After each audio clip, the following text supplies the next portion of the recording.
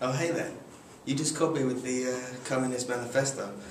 I've just been thinking about some of the key points and bringing them out. Do you want to know about them? Here they are. The abolishment of all private property. The redistribution of wealth through income tax. Nationalisation. Free education. Maximising efficiency of land for common good. And those are my 5. Over to you, boys. Okay, so we're going to talk about the similarities and the differences between socialism in action in the Soviet Union and the Communist Manifesto as Jack was describing. So, first of all, one of the similarities was that they both believed in the entire destruction of capitalism. As you can see here, Lenin is talking to the population in the Red Square in Moscow, as this is clearly after what happened when the revolution took place. However, Marx believed in this destruction of capitalism leading to pure communism, whereas Lenin and Stalin both didn't want to change it into pure capitalism. For example, Stalin turned into more of a totalitarian dictatorship, operating through a monolithic ruling party. Okay, so then another similarity was that for communism to come about and to work, there could only be a one-party state, because in theory it was thought that to combat the revolution there was going to be a counter-revolution by the bourgeoisie. This party state was different to.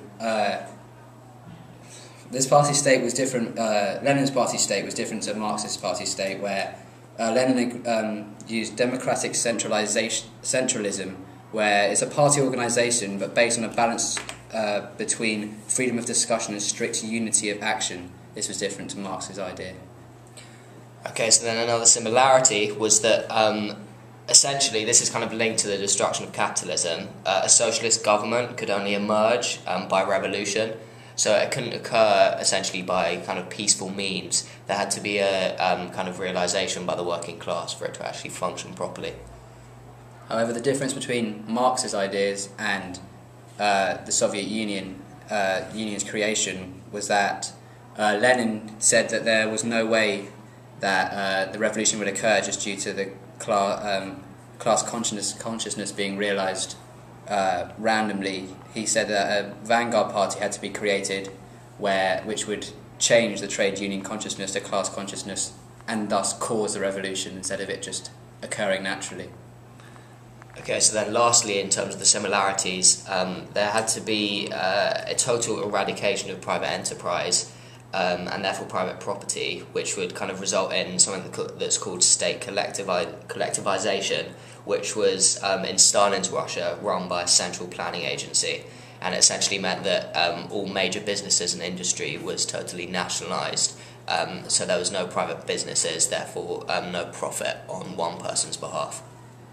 But another difference was that due to the revolution occurring in what was deemed in Marx's eyes and not, well, Marx's views, people's views, a not ready country where capitalism hadn't been established properly, it meant that what happened in the end was that instead of the whole state being a communist state, it was just run by a communist elite with communist leaders, whereas the peasants didn't really agree to this collectivization and didn't really want to go work on the collective farms.